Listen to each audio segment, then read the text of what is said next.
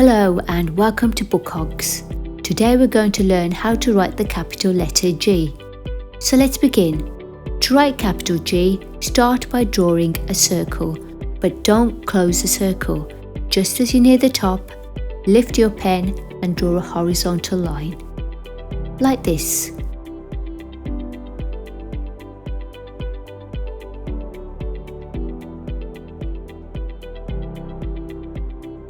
Now let's look at some words that begin with G. G for get.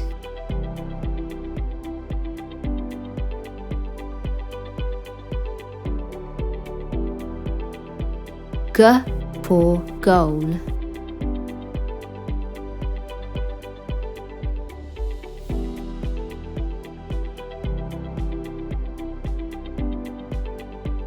G for gate.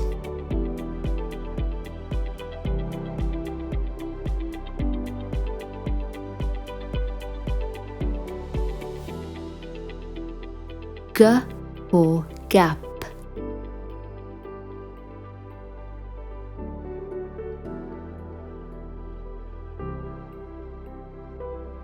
G for girl.